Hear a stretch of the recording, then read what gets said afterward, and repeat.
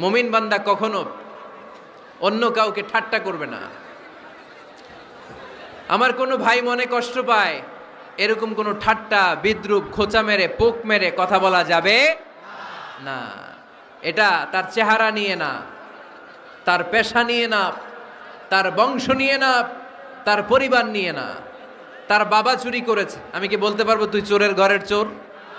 বলে কি বলে না? কেউ একটু মোটা হইলে কয় তুই মোটুর ঘরের মোটু, চোখে কম দেখলে কয় তুই কানার ঘরের কানা। আছে না নাই? না না, স্টপ, থামেন, অনেক হয়েছে, আর না, এগুলো বলা যাবে না। কারো আকৃতি নিয়ে খোঁটা দেয়া, ঠাট্টা করা, এটা স্বয়ং আল্লাহর সাথে ঠাট্টা করার শামিল, ঠিক কিনা? কারো নাক যদি ছোট হয়, এরে কয় বোচা, তোর নাক বোচা। ফেনীতে আপনারা কি বলেন? হ্যাঁ, তো এই যে যার নাক বোচা হয়েছে, ও কি নিজে বানাইছে? যার নাক খাড়া, এটা বানাইছে কে? যে কালো, বানাইছে কে? সাদা শুভ্র, বানাইছে কে? তার মানে কারো আকৃতি নিয়ে যদি আপনি ঠাট্টা করেন, স্বয়ং আল্লাহর সাথে ঠাট্টা করলেন। কারণ কেউ কারো চেহারা বানানোর দায়িত্ব পায় নাই। মাতৃগর্ভে থাকতেই আমাদের চেহারার আকৃতিগুলো দান করেছে কে? হুয়াল্লাযী ইউসাউইরুকুম ফিল আরহামি কাইফা ইয়াশা লা ইলাহা ইল্লা হুয়াল আজিজুল হাকীম। তিনি এমন সত্তা, তোমরা যখন তোমাদের মায়ের পেটের ভেতরে ছোট্ট একটা ভ্রূণ কণা ছিলা, তখনই তোমাদের চেহারার আকৃতি দিয়েছে কে? মায়ের পেটে থাকতেই কে ছেলে হবে, কে মেয়ে হবে, কে সুশ্রী হবে, কে শ্যামলা হবে, কার নাক লম্বা হবে, কারটা খাটো হবে, এগুলো ফিক্স করে রেখেছে কে? এজন্য কখনো কারো চেহারা, কারো আকৃতি নিয়ে ঠাট্টা বিদ্রূপ করা যাবে না। কারণ এই চেহারা আমরা বানাই নাই, বানাইছে কে? প্রত্যেককে যদি আল্লাহ তাআলা প্রত্যেকের নিজের চেহারা ডিজাইন দেওয়ার সুযোগ দিত, তাহলে আমরা আমাদের চেহারা কি এরকম বানাইতাম? কি করতাম? আপনাকে যদি আপনার চেহারা তৈরি করার ডিজাইন আল্লাহ দিত, যে তুমি যেমন মনে চাই নিজের চেহারাটার ডিজাইন দাও, কেমন বানাতেন নিজেকে? কথা বলেন, কয়েকজন বলেন না? হ্যাঁ, সবচাইতে সুন্দর করে আমি আমার অবয়বটাকে তৈরি করতাম। কোন নারীকে যদি তার চেহারার ডিজাইন তৈরি করার সুযোগ আল্লাহ দিতেন, সে নারী তাকে বিশ্ব সুন্দরী করে তৈরি করত, ঠিক কিনা? এটা আল্লাহ আমাদেরকে দেয় নাই, এটা আল্লাহ তাআলা নিজ হাতে রেখেছে, নিজে করেছে। তাই কারো আকৃতি নিয়ে ব্যঙ্গ করলে স্বয়ং আল্লাহর সাথে ব্যঙ্গ করার শামিল। চিল্লায় বলেন ঠিক কিনা? সাইয়েদনা ইবনে মাসউদ রাদিয়াল্লাহু তাআলা আনহুর পায়ের নলা ছিল চিকন।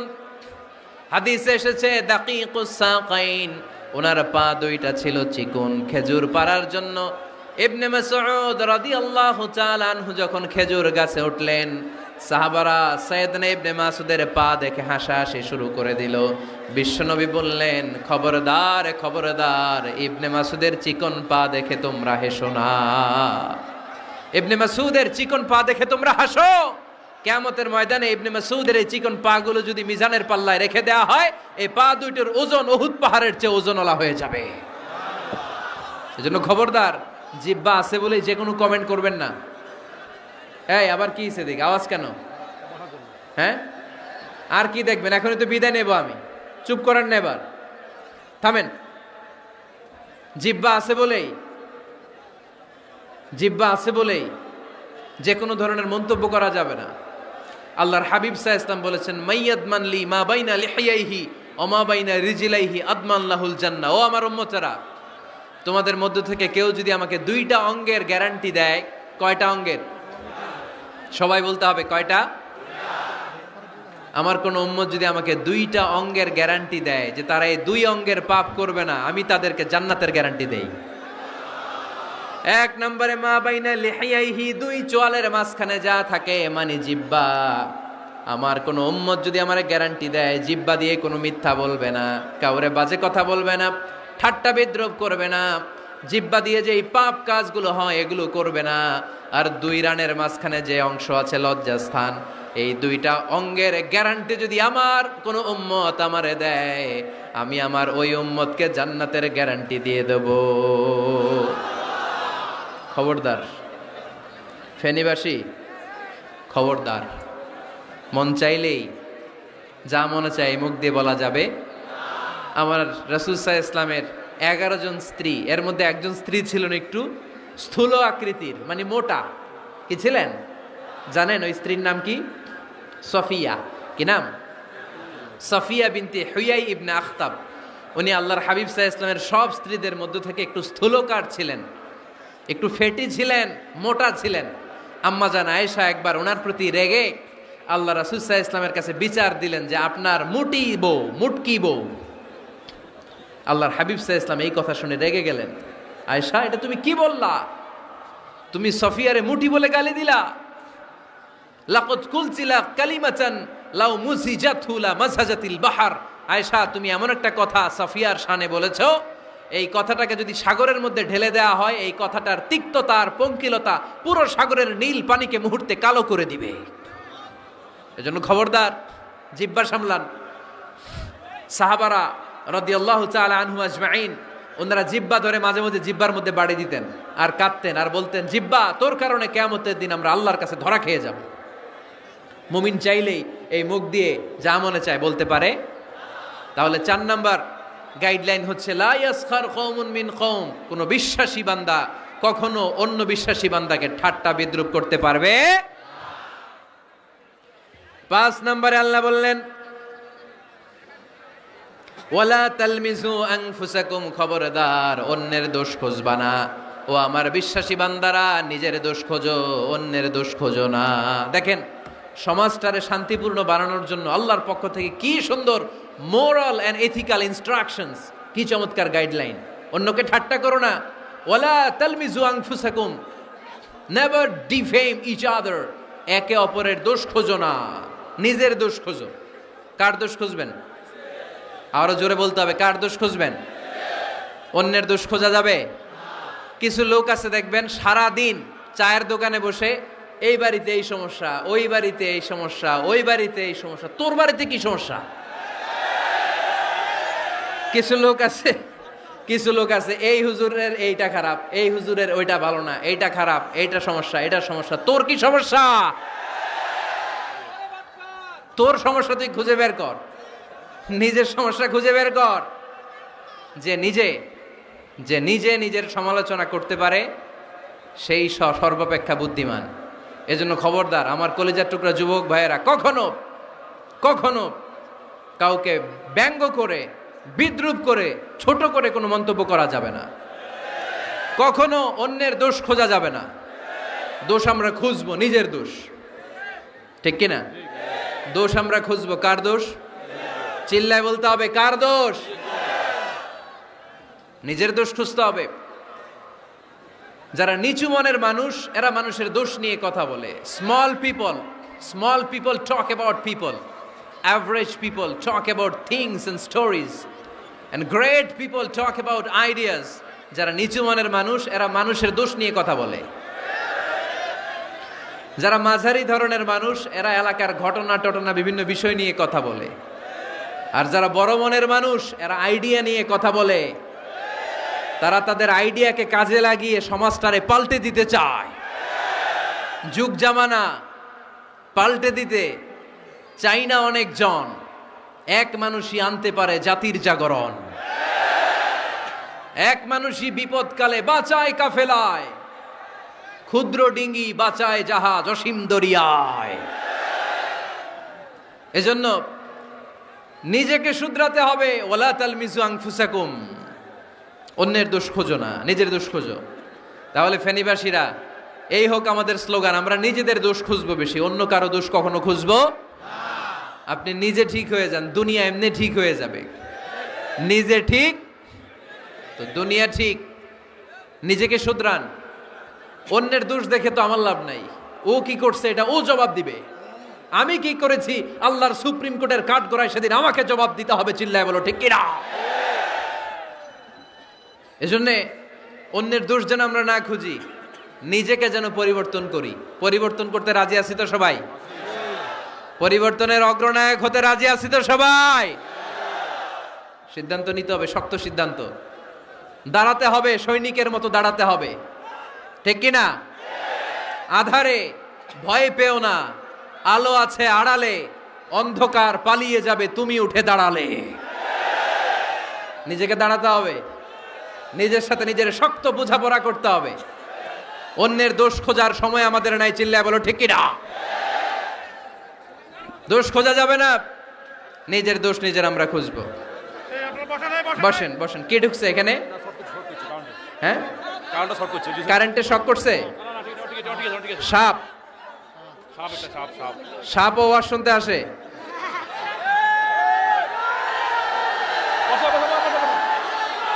মাশাআল্লাহ। এইখানে এখানে শ্রোতা হিসেবে আছে বীর মুজাহিদ, মেরে ফেলছে এটারে। ঠিক আছে ঠিক আছে ঠিক আছে, বসেন।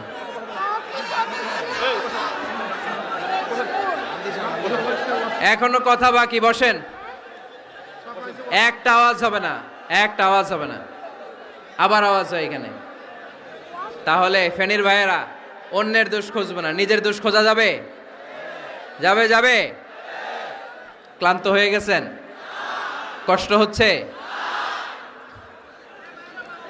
তারপরে 7 নম্বরে আল্লাহ বললেন ওয়ালা তানাবাজু বিল আলকাব, ওয়ালা তানাবাজু বিল আলকাব।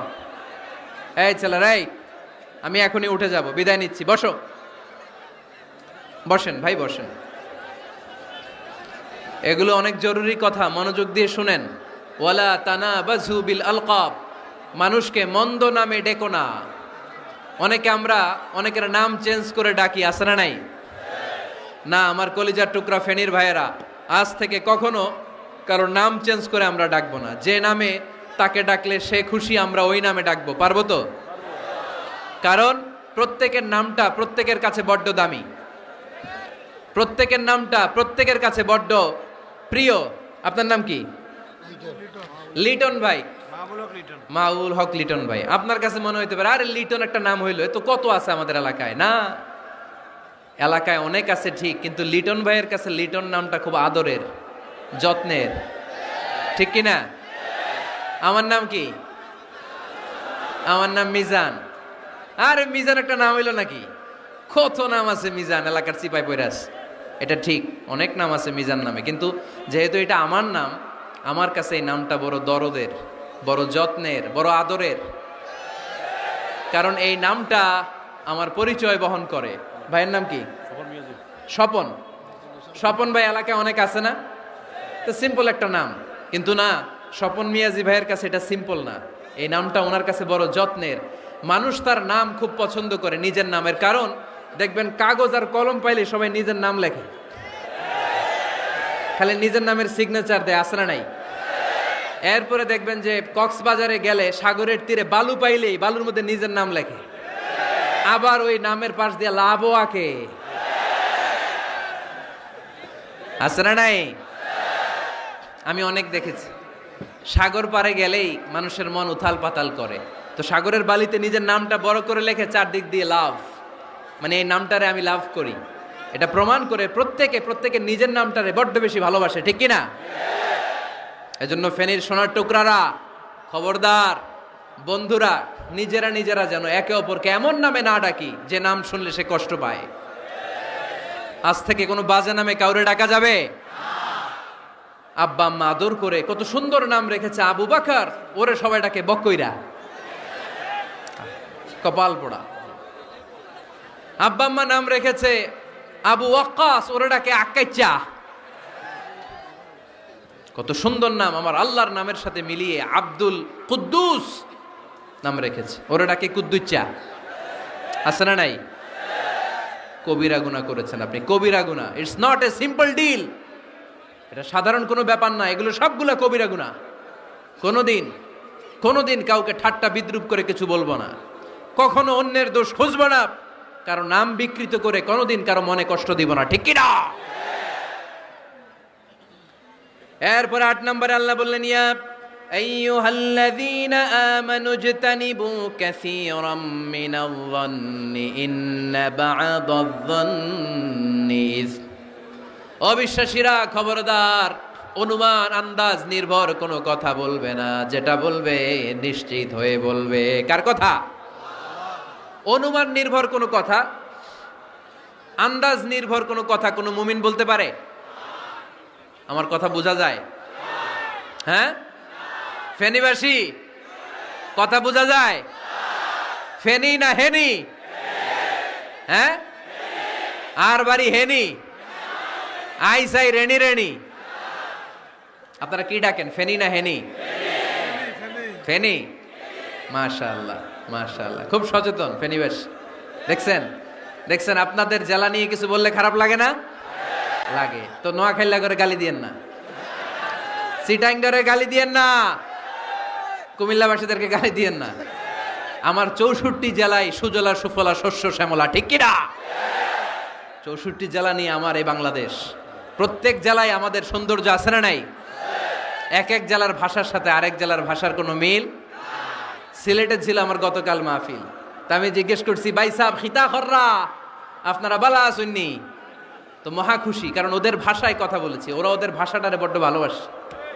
আমরা প্রত্যেকে আমাদের প্রত্যেকের জেলাটারে বড্ড পছন্দ করি, ঠিক কিনা? ইজতানিবু কাসীরাম মিনাজ-যান, আন্দাজ অনুমান নির্ভর কথা মুমিন কখনো বলতে পারে? এজন্য আল্লাহর হাবিব বললেন, ইয়াকুম ওয়াজ-যান ফাইন্নাজ-যান্না কাযাবুল হাদিস, খবরদার তোমাদের উচিত আন্দাজ অনুমান নির্ভর কথা থেকে বেঁচে থাকা, কেননা অনুমান করে কথা বললে পাপ হয়। অনুমান করে কথা বললে কি হয়? আজকে থেকে আমার ফেনীর সোনার টুকরারা অনুমান করে আন্দাজে কোনো কথা বলবো আমরা? বলবো না। ধারণা করে কিছু বলবো না, আর ধারণা করলেও ভালো ধারণা করব। কি ধারণা? রাস্তা দুইটা, একটা পজিটিভ আর একটা নেগেটিভ। মুমিন পজিটিভ ধারণা করে, মুমিন কখনো নেগেটিভ ধারণা করে না। তাহলে কোন দিকে যাব, পজিটিভ না নেগেটিভ? আওয়াজ করে, পজিটিভ না নেগেটিভ? যারা মুনাফিক এরা ইয়াত্তাবিউনা ইল্লা যান ওয়া ইন্না যান্না লা ইউগনি মিনাল হাক্কি শাইআ। যারা মুনাফিক এরা আন্দাজ অনুমান নির্ভর মানুষের ব্যাপারে কথা বলে, আর আন্দাজ অনুমান কখনো সত্যের বিকল্প হতে পারে না। আন্দাজ অনুমান কখনো সত্যের বিকল্প হতে পারে? এজন্য দৃষ্টিভঙ্গি বদলান, জীবনকে বদলায় দিবে কে? আমরা কখনো কোনো নেগেটিভ কথা বলবো না, অলওয়েজ পজিটিভ। অলওয়েজ কি? এই যে আমার হাতে কি দেখা যায়? পানির বোতল, তাই না? এখানে অর্ধেক পানি ভরাস। কাউকে যদি প্রশ্ন করি, ভাই কি দেখতে পাচ্ছেন, একদল বলবে এখানে অর্ধেক বোতল খালি দেখা যায়। উত্তরটা সঠিক, আসলে বোতলের অর্ধেক খালি। আবার এদিকে আরেকজনের বললাম, ভাই এখানে কি দেখা যায়, বলবে হুজুর বোতলের অর্ধেক পানি ভরা। এটাও সঠিক উত্তর। প্রথমটা ছিল নেগেটিভ উত্তর, দ্বিতীয়টা পজিটিভ উত্তর, ঠিক কি না? যারা সবসময় নেগেটিভ চিন্তা করে এরা খালি জায়গাটা দেখছে যে পানি নাই, আর যারা সবসময় পজিটিভ চিন্তা করে এরা পানি যে ভর্তি অর্ধেক ওইটা দেখছে। আমরা নেগেটিভের দিকে যাব না, মুসলমান থাকবে সব সময় always positive. Come back positive, not go back negative. চিল্লায় বলতে হবে, ঠিক কি না? কখনো আন্দাজ অনুমান নির্ভর আমরা কিছু বলবো না। 9 নাম্বার, একেবারে শেষের দিকে চলে আসছে। 9 নাম্বার আল্লাহ বললেন, খবরদার ওয়ালা তাজাসসু, গোয়েন্দাগিরি করো না। গোয়েন্দাগিরি করা হারাম। গভর্নমেন্ট যে গোয়েন্দা বিভাগ রেখেছে এটা না, এটা দেশের আইন শৃঙ্খলা বজায় রাখার জন্য এটা জরুরি। আল্লাহর হাবিব সাল্লাল্লাহু আলাইহি ওয়াসাল্লামেরও নিজস্ব গোয়েন্দা ছিল, কিন্তু আমরা যে নিজেরা গোয়েন্দাগিরি করি এটারে হারাম ঘোষণা করেছে কে? অনেকে আছে দেখবেন জানলা একটা খোলা থাকলে উকি মারে। আলহামদুলিল্লাহ ফেনীতে এগুলা নাই।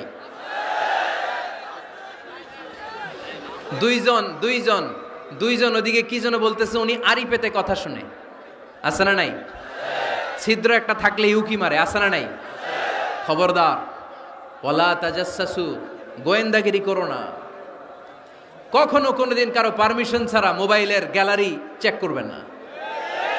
কখনো কারো পারমিশন ছাড়া তার ফেসবুকের মেসেঞ্জারে কে কার সাথে চ্যাটিং করেছে এটা করা যাবে না। কখনো কারো পারমিশন ছাড়া তার মেইলের ইনবক্স খুলে দেখা যাবে না। কখনো কারো পারমিশন ছাড়া কারো ব্যক্তিগত চিঠি পড়া যাবে না। দিস ইজ ইসলাম, এটাই ইসলাম। আমরা ইসলামরে শুধু নামাজ আর রোজা আর জিকির আর এই দাড়ির মধ্যে সীমাবদ্ধ করেছি। প্রত্যেকের একটা প্রাইভেসি আছে না নাই? Everyone has privacy and no one should interfere in his privacy or in her privacy. প্রত্যেকের একটা প্রাইভেসি আছে না নাই? মানুষ ছোট হলেও তার একটা সম্মান আছে না নাই? এজন্য ছোট্ট বাচ্চাদেরকে কখনো প্যান্ট খুলতে বলবেন না। অনেকে বলে আরে ছোট মানুষ খোল খোল, আরে তুই খোল, এই খোল খোল খোল, তো আছে না নাই? ওরও প্রেস্টিজ আছে, ওরও সম্মান আছে। খবরদার, everyone has a personal space and no one should interfere someone's personal space. কারো পার্সোনাল স্পেসে যেন আমরা নাক না গলাই। অনেকের বদ স্বভাব ফ্যামিলি ম্যাটার নিয়ে, প্রাইভেট ম্যাটার নিয়ে কথা বলে। ভাই কি চাকরি করেন? সরকারি না বেসরকারি? সরকারি। বেতন কত? ওনার বেতন কত? এটা দিয়ে আপনার কি লাভ? ঠিক কি না? মানুষ একটা দেখলে ভাই বয়স কত, ভাই বেতন কত, ফার্স্ট ইমপ্রেশনে, ফার্স্ট যখন আপনি কারোর সাথে দেখা করবেন বেতন কত, বয়স কত, এগুলো জিজ্ঞেস করা যাবে? কেউ যখন কারো ঘনিষ্ঠ হয়, বন্ধুতে রূপান্তরিত হয়, তখন এই কথাগুলো। কিন্তু শুরুতেই প্রাইভেট ম্যাটার নিয়ে, পার্সোনাল ম্যাটার নিয়ে খোঁচাখুচি করা যাবে? ওয়ালা তাজাসসু, গোয়েন্দাগিরি করো না। গোয়েন্দাগিরি করাকে হারাম ঘোষণা করেছে কে? শেষ কথা বলি, 10 নম্বরে আল্লাহ বললেন, 10 নম্বরে রব্বুল আলামিন বললেন ওয়ালা ইয়াগতাব বা'দুকুম বা'দা আইয়ুহিব্বু আহাদুকুম আন ইয়াকুলা লাহমা আখিহি মাইতান ফাকারিহতুমু। খবরদার, কেউ কারো গীবত করো না। কি করো না? গীবত করো না। এই উঠতেছে কে? বসেন, এখনই কথা শেষ হবে, একসাথে উঠবো। বসেন, আমার দিকে তাকান, আওয়াজ বন্ধ করুন। একে অপরের গীবত করো না। ব্যাকবাইটিং, চুগলখড়ি, আলহামদুলিল্লাহ ফেনীতে এগুলা নাই। চায়ের দোকানে বসে এর কথা ওর কানে, ওর কথা ওর কানে বইলা সমাজ একটা গিরিঙ্গি লাগায়। আছে না নাই? আল্লাহর হাবিব বললেন আতাদরুনা মাল গীবা, গীবত কারে বলে জানো নাকি? সাহাবীরা বললেন আল্লাহু ওয়া রাসূলুহু আ'লামু, আল্লাহ আল্লাহর রাসূল ভালো জানেন। বিশ্বনবী বললেন যিকরুকা আখাকা বিমা ইয়াকরাহু, তোমার কোনো ভাইয়ের অনুপস্থিতিতে তার ব্যাপারে এমন কোনো কথা বলা যেই কথা শুনলে সে মনে কষ্ট পাবে। গীবত কারে বলে বুঝছেন? আপনার ভাইয়ের অনুপস্থিতিতে আপনার ভাইয়ের ব্যাপারে এমন কোনো কথা বললেন যেটা শুনলে সে মনে কষ্ট পাবে। এক সাহাবী বললেন আফারাইতা ইন কানা ফি আখি মা আকুল, নবী আমি আমার ভাইয়ের ব্যাপারে যেটা বলছি এটা যদি সত্যিই হয়, তার মধ্যে যদি আসলেই এই সমস্যা থাকে, তাইলে? আল্লাহর হাবিব বললেন আরে তাইলেই তো গীবত।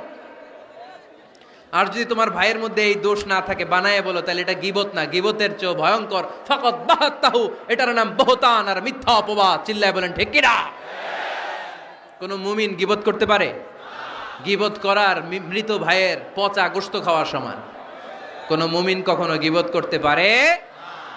এখন হালাল পন্থায় গীবত চলে আমাদের দেশে। কিভাবে জানেন? কথা শুরু করে এইভাবে, কথা বললে তো গীবত হয়ে যায়, বললে তো গীবত হয়ে যায়, তো তারপরেও বলি একটু। আছে না নাই? হালাল পন্থায় গীবত কি কমু ভাইজান, বললে তো গীবত হয়ে যায়। হালাল করতেছে এটা, হালাল হালাল হালাল না, বললে যদি গীবত হয়ে যায় তো বলবেন কেন?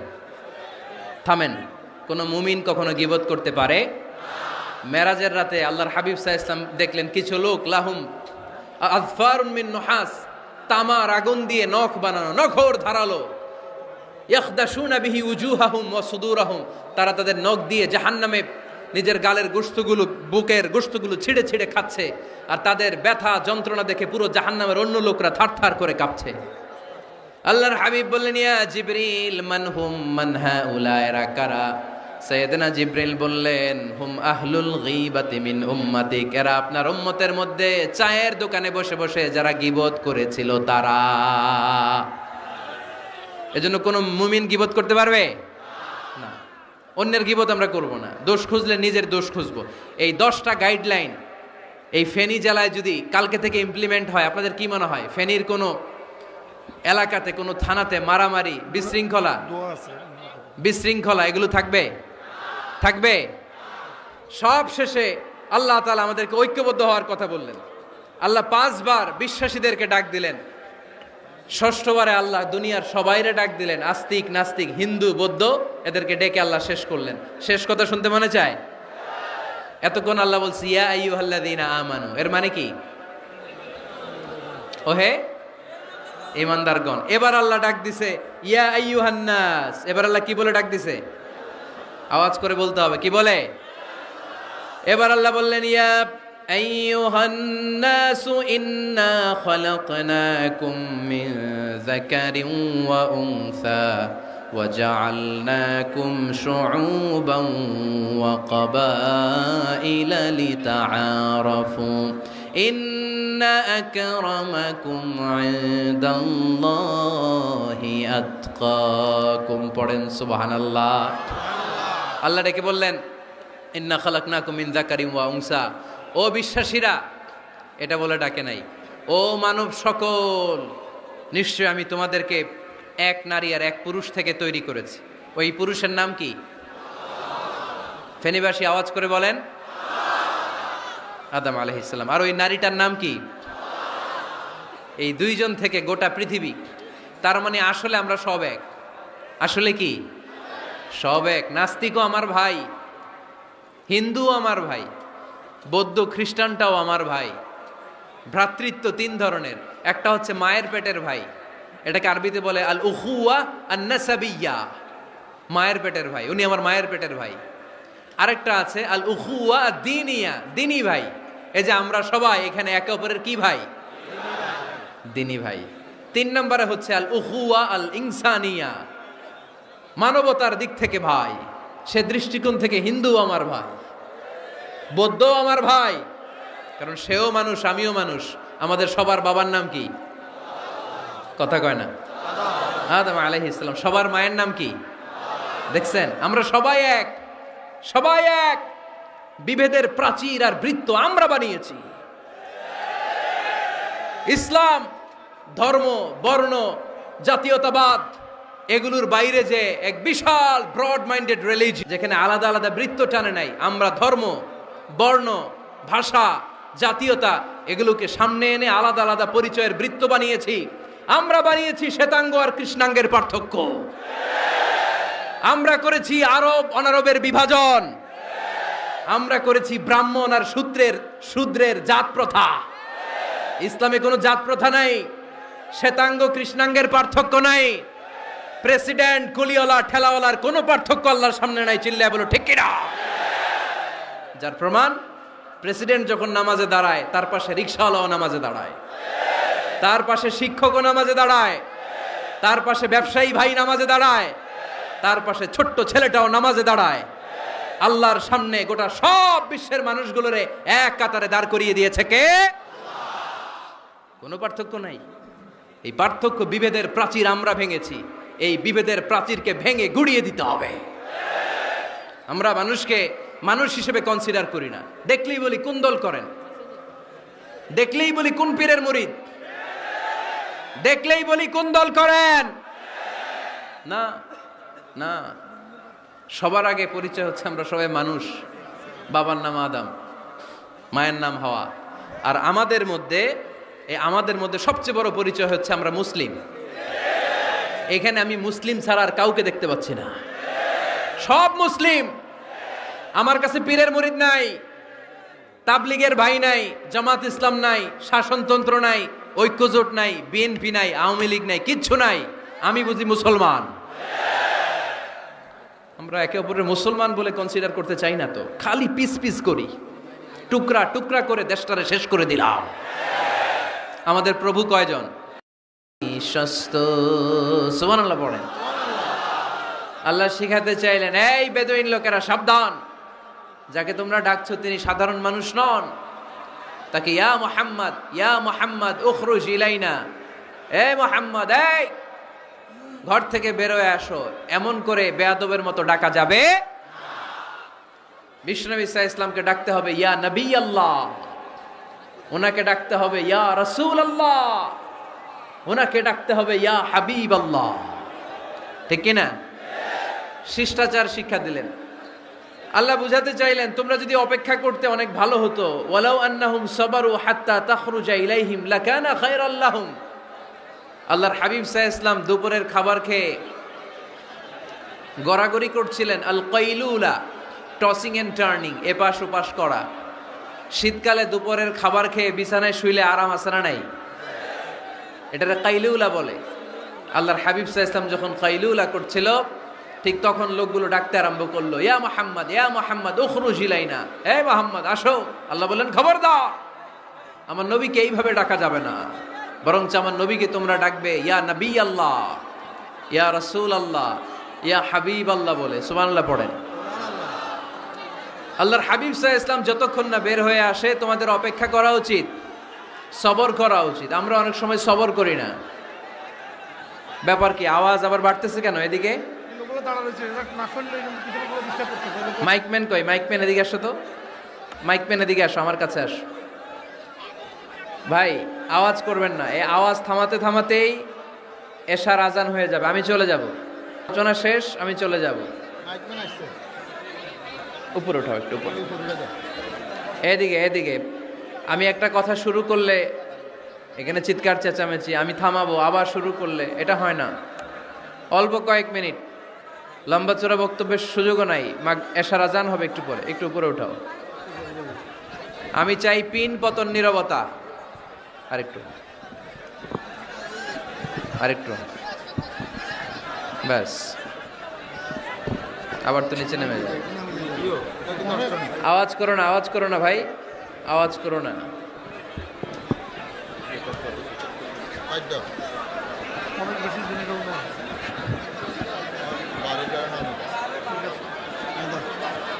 থামতে হবে, থামতে হবে।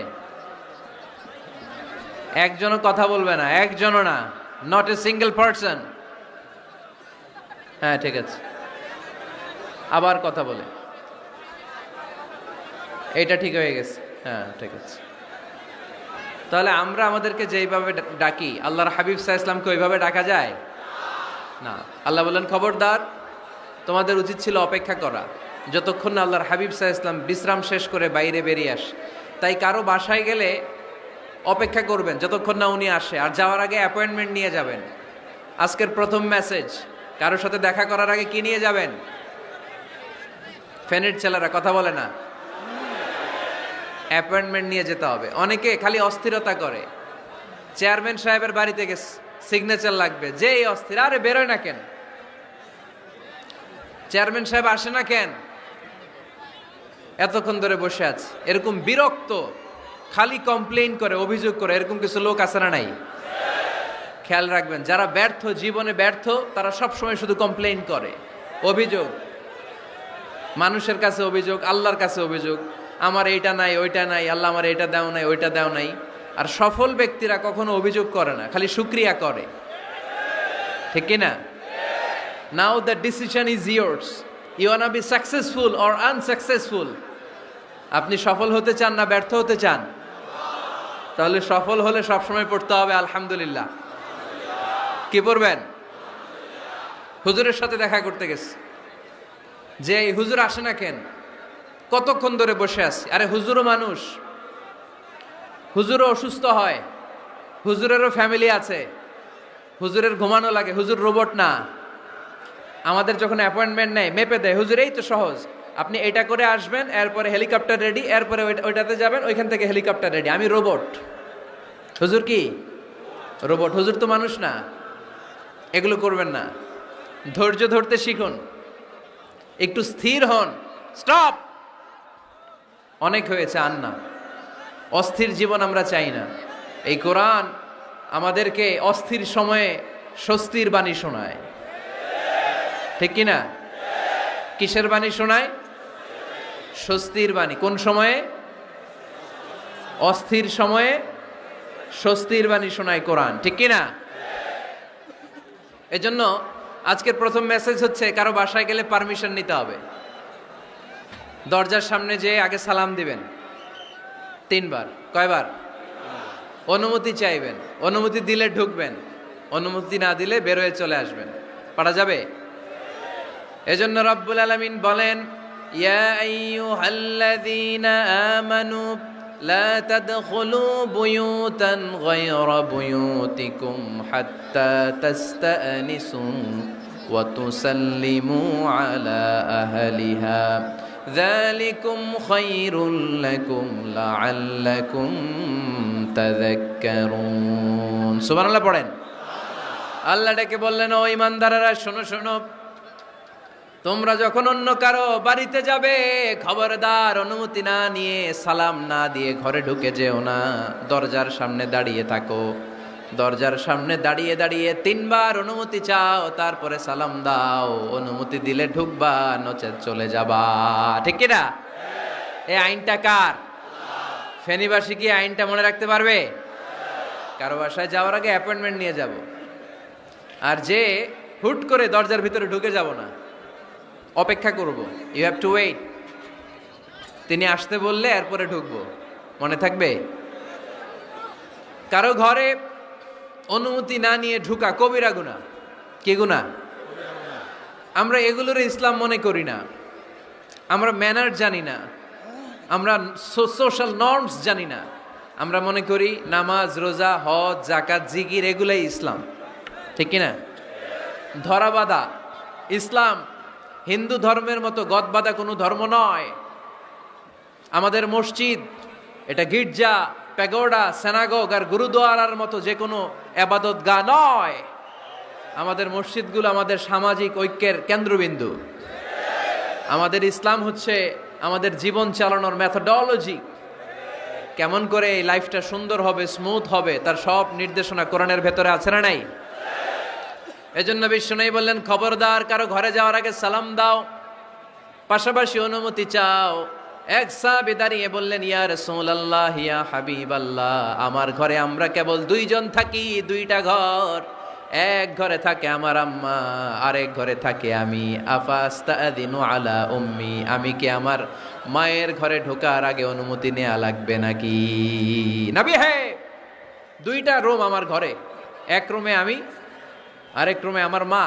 আফাস্তাদিনু আলা উম্মি, আমার মায়ের ঘরে যাওয়ার আগে অনুমতি নেওয়া লাগবে? আনা খাদিমুহা, আমি তো তার খেদমত করি, মায়ের ঘরে যাইতে অনুমতি লাগবে? বিশ্বনবী বললেন, নাম ইস্তাযিন আলাইহা, হ্যাঁ অবশ্যই মায়ের ঘরে ঢোকার আগে অনুমতি নিয়ে ঢুকবা। সুবহানাল্লাহ পড়বেন না? সাহাবী বললেন, ইয়া রাসূলুল্লাহ, তিনি তো আমার মা, অনুমতি লাগবে কেন? বিশ্বনবী বললেন, আতুহিব্বু আন তারাহা উরিয়ানাতান, ও সাহাবী, তুমি কি তোমার মাকে উলঙ্গ দেখতে পছন্দ করো নাকি? সাহাবী বললেন, না, কশিন কালেও নয়, আমি কখনো আমার মারে উলঙ্গ অবস্থায় দেখতে পছন্দ করব না। বিশ্বনবী বললেন, তাহলে অবশ্যই অনুমতি নিয়ে ঢুকবা। যদি মারে উলঙ্গ দেখতে মনে না চায় তাহলে ঢুকবা, কারণ ঘরের ভিতরে কে কখন কোন পরিস্থিতিতে থাকে তার কোনো হিসাব আছে? এজন্য সালাম দিবেন, নক করবেন, অনুমতি চাইবেন, তখন নিজেকে নিজে ভিতরে যারা আছে, মহিলা হোক পুরুষ হোক, সামলে নিবে, গুছিয়ে নিবে, তারপরে আপনাকে ঢুকার ব্যবস্থা করে দিবে। ঠিক কিনা? তাহলে মায়ের ঘরে ঢুকতে হলে যদি অনুমতি লাগে, তাহলে বোনের ঘরে ঢোকার আগে অনুমতির দরকার আছে না নাই? আমার পাশের ঘর হচ্ছে আমার ভাইয়ের ঘর, ভাইয়ের ঘরে ঢোকার আগে অনুমতির দরকার আছে না নাই? কাজিন, চাচাতো বোন, খালাতো বোন, চাচাতো ভাই, খালাতো ভাই, পাশের ঘরের ভাবি, পাশের বাড়ির মানুষ, এদের ঘরে ঢোকার আগে অনুমতির প্রয়োজন আছে না নাই? খবরদার, খবরদার, এটা কবিরা গুনাহ। This is my first message to the people of Feni tonight. আজ রাতে ফেনীবাসীদের কাছে আমার প্রথম মেসেজ হচ্ছে, কারো ঘরে যাওয়ার আগে অ্যাপয়েন্টমেন্ট নিয়ে যাব। কখন তার সাথে দেখা করব, আগে অ্যাপয়েন্টমেন্ট নিয়ে যাব, তারপরে যে দরজার বাইরে দাঁড়িয়ে পারমিশন চাইবো, মানে অনুমতি নিব, তারপরে সালাম দিব, এরপরে ঘরে ঢুকবো। পারা যাবে? ইনশাল্লাহ পড়তে পারবেন না আওয়াজ করে? আজকে আলোচনার বিষয় হচ্ছে সূরাতুল হুজুরাত। সূরার নাম কি? হুজুরাত। এটা মাদানী সূরা। কি সূরা? এটা কোরআনের 49 নম্বর সূরা। কত নম্বর সূরা? এই সূরায় মোট আয়াত আছে 18টি। কয়টি? এবার আমি প্রশ্ন করব, উত্তর দেন। এই সূরায় মোট আয়াত সংখ্যা কয়টি? 18টি। এটি কোরআনের কততম সূরা? 49তম সূরা। আর সূরাটা মাক্কি সূরা। কি সূরা? মাদানী সূরা। এই সূরাটাকে বলা হয় সামাজিক রীতিনীতির সূরা। সোশ্যাল নর্মস শেখানো হয়েছে এই সূরায়।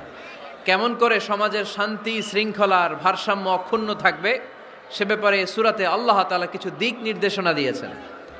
আমাদের সমাজের ভারসাম্য ঠিক নাই, শান্তি নাই, সুশৃঙ্খলা নাই, শুধু মারামারি, জিঘাংসা, কিলাকিলি, হিংসা, বিদ্বেষ, বিশৃঙ্খলা। এই হিংসা, বিদ্বেষ, বিশৃঙ্খলা, মারামারির বিপরীতে সমাজের সাম্য, ভ্রাতৃত্ব, ভালোবাসা, সুশৃঙ্খলা আর ভারসাম্য কিভাবে অক্ষুণ্ণ রাখা যায়, সেজন্য আল্লাহ তাআলা এই সূরার ভেতরে 10টা গাইডলাইন দিয়েছেন। কয়টা? সবাই বলতে হবে, কয়টা? 10টা। প্রথম গাইডলাইন হচ্ছে আল্লাহ তাআলা বলছেন, খবরদার যারা বিশ্বাসী বলে নিজেদেরকে দাবি করো, আল্লাহ আল্লাহর রাসূলের নিয়মের বা আইনের উপর দিয়ে টপকে যেও না। আল্লাহ আল্লাহ রাসূল যেটা বলেছে এটাই ফাইনাল, ঠিক কি না? রব্বুল আলামিন বলেন, ইয়া আইয়ুহাল্লাযীনা আমানু লা তুকদ্দিমু বাইনা ইয়াদাইল্লাহি ওয়া রাসূলিহি ওয়াত্তাকুল্লাহ ইন্নাল্লাহা সামিউন আলীম। পড়েন সুবহানাল্লাহ।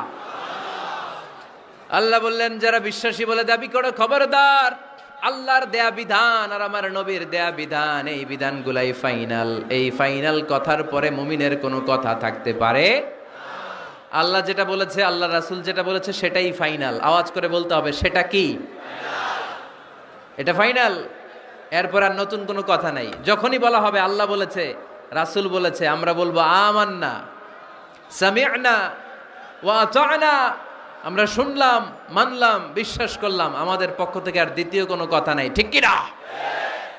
এজন্য আল্লাহ বললেন, খবরদার আমি আর আমার রাসূল যেটা দিয়েছি সেটাই ফাইনাল। অতিরিক্ত বুঝতে যেও না, ওভার স্মার্ট সাজতে চেও না। আমি আল্লাহর দেয়া, নবীর দেয়া বিধানের সামনে অ্যাডভান্স হতে যেও না, কারণ আমি আল্লাহ আর আমার রাসূল যেই নিয়ম দিয়েছি সেটাই ফাইনাল, সেটাতেই বরকত। কোন মুমিন বান্দাবান্দীদের কাছে যখন আল্লাহ আর আল্লাহর রাসূলের কথা বলা হয়, তাদের কাছে এটাই ফাইনাল, ঠিক কি না? ওমা কানা লিমুমিনিন ওয়ালা মুমিনাতিন ইযা কাদাল্লাহু ওয়া রাসূলুহু আমরান আইয়াকুনা লাহুমুল খিয়ারাতু মিন আমরিহিম। মুমিন নরনারীর কাছে যখন বলা হবে এটা আল্লাহর কথা, আল্লাহর রাসূলের কথা, এটাই ফাইনাল। এরপরে মুমিনের আর নতুন কোনো চয়েস থাকতে পারে? আল্লাহ বলেছে 5 ওয়াক্ত সালাত জামাতের সাথে আদায় করো, এটাই ফাইনাল, ঠিক কি না? আল্লাহ বলেছেন, চুরি করলে চোরের হাত কেটে দাও। বিশ্বনবী জীবদ্দশায় চোরের হাত কেটে দেখিয়ে দিয়েছেন, চুরি করলে হাত কেটে দাও, এটাই ফাইনাল, ঠিক কি না? আল্লাহ নিয়ম জারি করেছেন, ও নারীরা পর্দা করে ঘর থেকে বের হও, এর উপরে কোনো কথা নাই, জোরে বলেন ঠিক কি না? আল্লাহ আইন করে দিয়েছেন, রমাদানের 29 দিন কিংবা 30 দিন রোজা রাখবা, এটাই ফাইনাল, এরপরে কোনো কথা নাই, জোরে বলেন ঠিক কি না? যারা সম্পদশালী হয়েছো, বছরান্তে 2.5% যাকাত দিবা, বিধানটা কার? এটাই ফাইনাল, এরপরে কোনো কথা আছে? তার মানে আল্লাহ আল্লাহ রাসূল যেটা দিয়েছে এটাই ফাইনাল, এটাই সর্বোৎকৃষ্ট। এর চেয়ে উৎকৃষ্ট আর ভালো হতে পারে না, এটাই শ্রেষ্ঠ। এক সাহাবী বলল, আসুমুদ্দাহার, আমি সারা বছর রোজা রাখবো, রোজা ভাঙবো না। আরেক সাহাবী বলল, আ'তাজিলুন নিসা, আমি আমার বউয়ের কাছে যাব না, আজীবন বৈরাগ্য জীবন যাপন করব। আরেক সাহাবী বলল, উসল্লিল লাইলা কুল্লাহ, সারা রাত তাহাজ্জুদ পড়বো, ঘুমাবো না। এই কথা শুনে বিশ্বনবী রেগে গেলেন। বিশ্বনবী বললেন, কে কে বলেছে এই কথা যে সারা বছর রোজা রাখবে, সারা রাত তাহাজ্জুদ পড়বে, স্ত্রীর কাছে যাবে না? ইন্নী আখশাকুম লিল্লাহি ওয়া আতকাকুম লাহু, নিশ্চয় আমি তোমাদের চাইতে আল্লাহকে বেশি ভয় করি। আমি বিশ্বনবী সবচেয়ে বড় মুত্তাকি, আমি বিশ্বনবী সবচেয়ে বড় বুজুর্গ, আমি বিশ্বনবী সবচেয়ে বড় আল্লাহওয়ালা।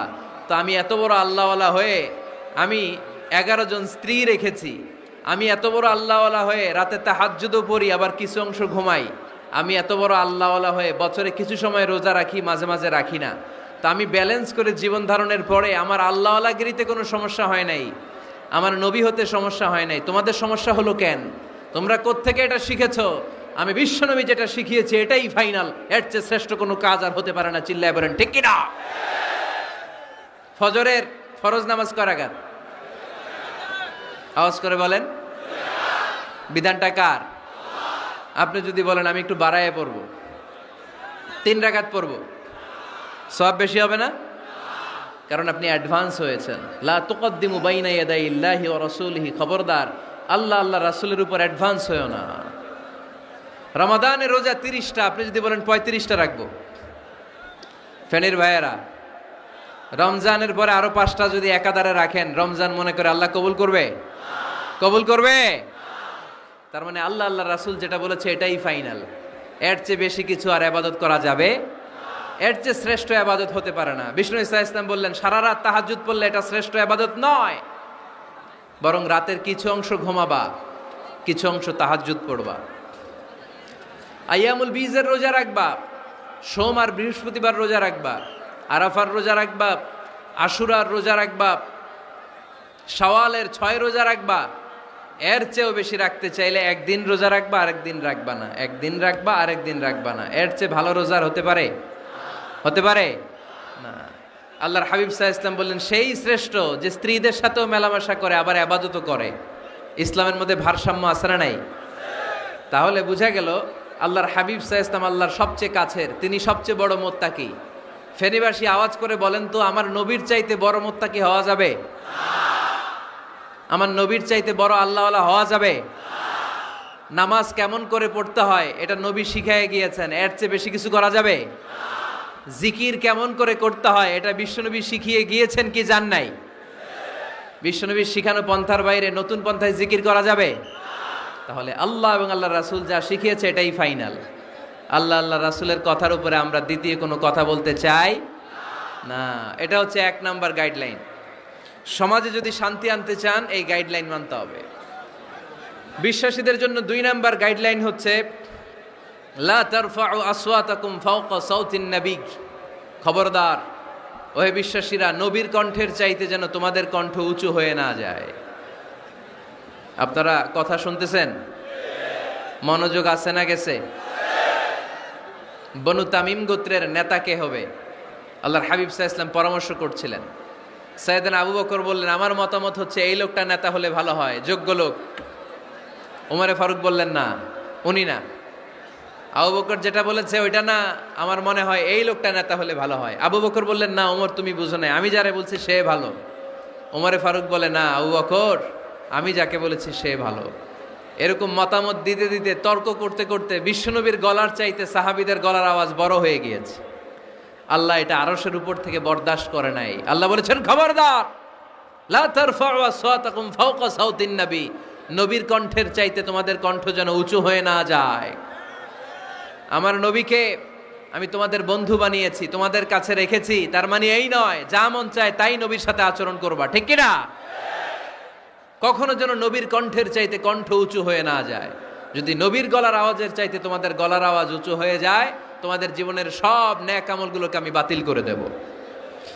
আল্লাহ ধমক দিয়ে বললেন খবরদার, ইয়া আইয়ুহাল্লাযীনা আমানু লা তারফাউ আসওয়াতাকুম ফাওকা সাউতিন নবী ওয়ালা তাজহারু লাহু বিল কওলি কাজহারি বা'দিকুম লিবা'দিন আন তাহবাতা আ'মালুকুম ওয়া আনতুম লা তাশউরুন। পড়েন সুবহানাল্লাহ। আল্লাহ বললেন খবরদার, আমার নবীর কণ্ঠের চাইতে যেন তোমাদের কণ্ঠ উঁচু হয়ে না যায়। আমার হাবিবের কণ্ঠের চাইতে তোমাদের কণ্ঠ যদি উঁচু হয়ে যায় বেয়াদবি হয়ে যাবে, ফলে তোমাদের সব নেক আমল বাতিল করে দিবে কে? এই আয়াত নাজিল হওয়ার পরে সাহাবারা কেউ বিশ্বনবীর সামনে এসে বড় গলায় কথা বলে না, আস্তে আস্তে বলে। কেমনে বলে? ওমরে ফারুক এই আয়াত শুনে এত ভয় পেলেন, তিনি বিশ্বনবীর কাছে কোনো কথা নিয়ে আসলে ফিস ফিস করে বলতেন। বিশ্বনবী শুনতে পেতেন না, বলতেন এই ওমর কি বলছো, বুঝি নাই, জোরে বলো। ওমরে ফারুক সাউন্ড বাড়িয়ে জোরে বলতেন। বিশ্বনবী বলতেন এই কি বলেছো, এদিকে আসো, জোরে বলো। আমি শুনতে পাচ্ছি না, ওমর আরো জোরে বলো। ওমরে ফারুক আবার একটু সাউন্ড বাড়িয়ে আবার বলতে আরম্ভ করতেন। বিশ্বনবী বলতেন আমি শুনতে পাচ্ছি না, জোরে বলো। সুবহানাল্লাহ পড়েন। ভয়ে আন তাহবাতা আ'মালুকুম ওয়া আনতুম লা তাশউরুন। খবরদার, নবীর কণ্ঠের চাইতে যদি কণ্ঠ উঁচু হয়ে যায় সব নেক আমল বাতিল করে দিবে কে? আপনারা যারা হজ উমরা করেছেন, হজ আর উমরা করতে পেরেছেন কারা কারা দেখি? মাশাআল্লাহ। যারা করতে পারি নাই আমরা, আমাদেরকেও যেন আল্লাহ তাআলা তৌফিক দান করে, আমরা পড়ি আমিন। আমরা যেন কাবার চারপাশে তাওয়াফ করতে পারি, সাফা মারওয়ায় যেন সাই করতে পারি, আল্লাহর হাবিব সাল্লাল্লাহু আলাইহি ওয়াসাল্লামের কবরের সামনে দাঁড়িয়ে যেন আমরা সালাতু সালাম পাঠ করতে পারি। আওয়াজ করে পড়তে হবে আমিন। বিশ্বনবী সাল্লাল্লাহু আলাইহি ওয়াসাল্লামের কবরের উপরে এই আয়াতটা লেখা, যে আয়াত নিয়ে আমি এখন আপনাদের সামনে আলোচনা করছি। লা তারফাউ আসওয়াতাকুম ফাওকা সাওতিন নবী। দেখছেন না হাজী সাহেবরা, দেখে আসছেন না? আপনি যখন মসজিদে নববীতে নামাজ পড়বেন, আল্লাহর হাবিব সাল্লাল্লাহু আলাইহি ওয়াসাল্লামের কবর জিয়ারতের জন্য যখন রওনা হবেন, সর্বপ্রথম বাম দিকে পড়বে রাউদাতুম মিন রিয়াদিল জান্নাহ। এই জায়গাটা হলো দুনিয়ার বুকে জান্নাতের বাগান সমূহ থেকে একটা বাগান। আপনি হাঁটতে থাকবেন, হাঁটতে হাঁটতে রাউজাতুম মিন রিয়াদিল জান্নাহ পার হওয়ার পরে বাম দিকে পড়বে বিশ্বনবীর কবর। বিশ্বনবীর কবরের সামনে দাঁড়িয়ে কোনো উম্মত সহ্য করতে পারে নাকি? ধৈর্য ধারণ করতে পারে নাকি? আজীবন যেই নবীর কথা শুনলাম, আজীবন যেই নবীর হাদিস চর্চা করলাম, আজীবন যেই নবীর ভালোবাসা হৃদয়ের মধ্যে ধারণ করলাম, ওই নবী নাকি এই জায়গায় শোয়া, ওই নবী নাকি এখানে শুয়ে আছে, এটা কল্পনা করলে কোনো উম্মত ধৈর্য ধারণ করতে পারে? কলিজাটা ছিঁড়ে খান খান হয়ে যায়, চিৎকার দিয়ে নবীরে ডাক দিতে মনে চায়। কিন্তু আল্লাহ বলেছেন খবরদার, কবরের উপরে এই আয়াতটা লেখা, লা তারফাউ আসওয়াতাকুম ফাওকা সাওতিন নবী। খবরদার, এটা নবীর দরবার, এখানে বড় গলায় চিৎকার চেঁচামেচি করে কোনো আওয়াজ করা যায় না। চিল্লায় বলেন ঠিক কি না? এজন্য আল্লাহ বললেন লা তারফাউ আসওয়াতাকুম ফাওকা সাওতিন নবী। খবরদার, নবীর কণ্ঠের চাইতে যেন কণ্ঠ উঁচু হয়ে না যায়। এই আয়াতের হুকুম আল্লাহর হাবিব সাল্লাল্লাহু আলাইহি ওয়াসাল্লামের জীবদ্দশা অবস্থায় যেমন ছিল, ঠিক এখনো এটারে বলবৎ রেখেছে কে? তাই ওইখানে আল্লাহর হাবিব সাল্লাল্লাহু আলাইহি ওয়াসাল্লামের কবরের সামনে বুক ফেটে কান্না আসে, আমার নবী, আমার পেয়ারা নবী এখানে, পেয়ারা রাসূল শুয়ে আছে, এটা জেনেও আমি চিৎকার দিতে পারি না, আমি হই হুল্লোড় করতে পারি না, আমি লাফাতে পারি না, আমি শুধু চোখের পানি ছেড়ে আমার নবীরে সালাম পাঠাতে পারি। ঠিক কিনা? এই আয়াতের হুকুম শুধু নবীর ক্ষেত্রেই প্রযোজ্য নয়, আব্বা আম্মার ক্ষেত্রেও প্রযোজ্য। আব্বা আম্মার সামনে দাঁড়িয়ে বড় গলায় কথা বলা যাবে? উস্তাদ আল আসাতেজা যারা আমাদেরকে শিখিয়েছেন, তাদের সামনে বড় গলায় কথা বলা যাবে না। আধ্যাত্মিক গুরু, ইসলামী আন্দোলনের নেতা, ধর্মীয় নেতা, ওনাদের সামনেও চোখ রাঙিয়ে কথা বলা যাবে না। চিল্লায় বলেন ঠিক কিনা? লা তারফাউ আসওয়াতাকুম ফাওকা সাওতিন নবী। আদব নাই সমাজে, আদব নাই, এজন্য এত মহা সমস্যা। তাহলে প্রথম মেসেজ হচ্ছে আল্লাহ আল্লাহর হাবিব যা বলেছেন ওইটাই ফাইনাল, ওইটার উপরে কোনো কথা আছে? দ্বিতীয় মেসেজ হচ্ছে নবীর দরবারে দাঁড়িয়ে বড় গলায় কথা বলা যাবে